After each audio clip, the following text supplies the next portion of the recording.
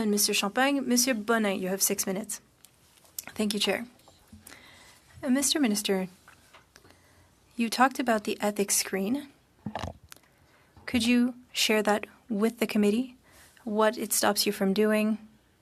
Could we have a concrete example? Or again, we have to be careful regarding what's said at committee. The commissioner received the letter. He said you gave us a copy of a letter. Mr. Champagne, I'm talking about the screen. I'll come back to the letter after. But can you share the screen with committee so that we can see it? It seems to be clear to you, but it's not clear to me. Documents are available through the Ethics Commissioner. They're not available on the Commissioner's website, and so I was wondering if you could make that screen available to the committee. You've made mention of it. The letter was shared with the Commissioner. It's the legislation that's responsible for these principles. If the Ethics Commissioner decides to give you a copy, he will have to make that decision. But as a minister, and you're talking about transparency, you don't want to share your screen with the committee? Again, the letter was sent to the Commissioner. There are legal rules around that. I consulted the Commissioner, and the Commissioner will make the determination. Point of order, please, Chair. Point of order, Chair. The Minister has not refused at any point. I just want to come back to what was said by Mr. Bonnet. The question has been asked many times, and the answer was clear. You can get that information through the Commissioner. Thank you, Mr. Sarri. Mr. Bonnet. He did not answer the question. My question is whether or not he can share the screen. The interpreter would like to flag that she cannot interpret when multiple people are speaking at the same time. Your letter, can you share it with the committee and including the response of the Commissioner because it's not available on the website? Again, there are rules regarding the communication of documents with the Ethics Commissioner. He confirmed that he received the letter. Is it normal that after all of that time that the letter is not available online? I would say that it follows the rules that are in place. I did this voluntarily. The screen is administered by the clerk of the Privy Council, and so I did this voluntarily. I sent it to the Ethics Commissioner.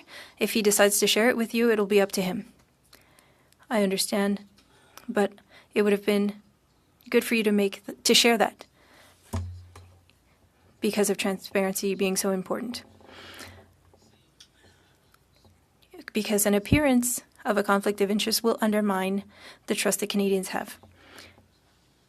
You tabled a bill, C-15. This bill includes elements on ALTO that includes expropriation measures. Why did you not simply remove that part on ALTO from that omnibus bill? That the Minister of Transport have to deal with that, and that way you wouldn't have to testify or vote on it. You could have recused yourself or removed that ALTO element and included it in a different bill. Then there wouldn't have been any appearance of a conflict of interest. Chair, I'm going to quote a message that came from the Office of the Ethics Commissioner. The Commissioner on April 7, 2026 at 4:36 p.m. said, given that ALTO is responsible to Parliament through the Minister of Transport, and because as Minister of Finance you don't have any impact on human resources at ALTO, you could not have an impact on that person, and so there is no conflict of interest and the screen is not required. That was in the words of the Commissioner. Thank you, Minister. But the Commissioner stated that you have no decision-making power on HR decisions for ALTO. But that's not the only issue. The issue is that you're a government making decisions for ALTO that has extraordinary expropriation powers and that can have that can lead to an appearance of a conflict of interest. That what we're talking about here. Do you not see that people could be asking questions. Your wife is a VP and you're making important decisions that would give ALTO expropriation projects and billion-dollar contracts will be signed. So I understand that they're saying that you don't have an impact on HR decisions at ALTO, but do you not see why people might think there's a conflict of interest? Again, Chair, allegations were made that are false. I would invite Mr. Bonin, who is not a lawyer, to consult a lawyer, because you're making allegations that are non-founded. Inaudible for the interpreter. Minister Champagne, I think that the executives at ALTO and your wife is a part of that. Did they receive a bonus? Do you know if she received a bonus? Chair, I'm not sure what the member is speaking of. But what I can say is that the letter was received by the Ethics Commissioner, and it was confirmed by the Commissioner that he received the said letter. The Ethics Commissioner had all of the information, and he will have to decide. Thank you, Mr. Bonin. Mr. Hardy, you have 5 minutes. Thank you, Minister, for being with us. You talked about rigor, integrity, transparency. You said that your goal was to respect your obligation, so you sent a letter to recuse yourself. The definition is to remove oneself from a potential conflict of interest. So can you tell us about why you recuse yourself given that definition? If you're looking for a clip, you're not going to get it today. I've been here for 10 years. You just arrived. I'm an honorable member of this House, not you. I'm ready to respond to your questions on facts. But this is a fact. This is a dictionary definition. I would want to know why you recuse yourself. Just let me. This is my time. Chair, point of order. Can we give the minister the time to respond for the interpreters, please? Again, Mr. Hardy, if you have another question, go ahead.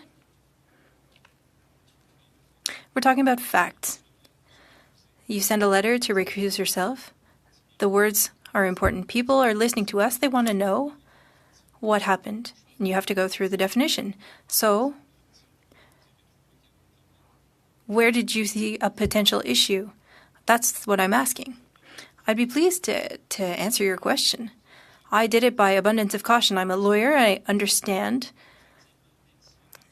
Even though the commissioner didn't tell me to do that, I can decide to go above and beyond what's in the legislation in order to avoid any kind of conflict of interest regarding the ALTO project.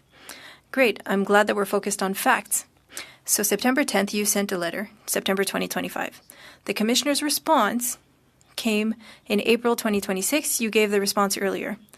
So there's quite a break between the two, a delay. So you recuse yourself and you wait to receive the answer. But in the meantime, on November 4th, you participated in debates, you voted. November 18th, you promoted the project. You voted many times in November and in February. 13 times between you sending in your letter and the official response, you acted in a way that you weren't supposed to, technically. So what happened between the letter and the response? That's not true, Mr. Hardy. You'll see the definition of the general application rules. There are very specific measures in the legislation. I just wanted to correct you there because we're dealing with facts. So April 2025 or 2026 confirmed a discussion that I had with the commissioner. When that person received a job offer, so July 2025, we wrote to the commissioner. And then I took other measures because I have a role as an MP, I have a role as a minister, and I have to follow the rules. I'm happy that you mentioned that. You said it's important to maintain trust, that we can't politicize the ethics committee. But when you do this, people have questions. They ask, how could a minister accelerate a project, spend billions of dollars, have directors of that project, have $2.8 million in bonuses, and these are executives. So is your wife an executive at ALTO? Again, Chair, these are allegations. There are allegations in the question. I would invite you to consult. Yes, you are making allegations. Your wife works for ALTO. You're making allegations, Mr. Hardy. What allegations? You're making allegations that are false. What allegations? What is the allegation that I'm making that's not true? Verify what you're doing with lawyers. You're making allegations. You're politicizing the work of this committee. If you're against the project, that's fine. For those who are listening to us, they understand exactly what you're doing. You're against the project. You're politicizing. I'm not politicizing anything. I'm asking you for facts. Okay, let me deal with this. Hold on, Minister. Okay, I don't need 6 chairs on the other side or 5 chairs on the other side. You let me deal with it. What? Okay? You need what? Say that again. Yeah. You need a good chair. Is that what you're suggesting that? Wow. Okay, thank you. What do we do with that? honestly? Mr. Hardy. Mr. Hardy. Donc les faits. Go ahead with your question. I'm giving you extra time too. Go ahead. Je sais pas en quoi je politique. I don't see how I'm politicizing this issue. Executives at ALTO received bonuses. I'm asking you whether or not your wife is a part of the ALTO executives. That's the question. Because if Canadians know that that's the case, they know that your household will benefit from that money, and you're going beyond the general application. Mr. Hardy, please give the time to the Minister to respond. Thank you, Chair. I understand that at committee sometimes things get heated, but as you said, we all need to stay respectful. Mr. Hardy, I'll answer you, and I will quote the Ethics Commissioner, because you're making allegations, and you should consult lawyers. The Commissioner said, given that ALTO is a Crown Corporation accountable to Parliament through the Minister of Transportation, and that as Minister of Finance, you have no decision-making authority over human resources matters at ALTO. You are in no position to favor the interests of a specific ALTO employee. There is therefore no risk of a conflict of interest, and a screen is not required. You have a right to your opinion, but the Commissioner is the one who speaks to that.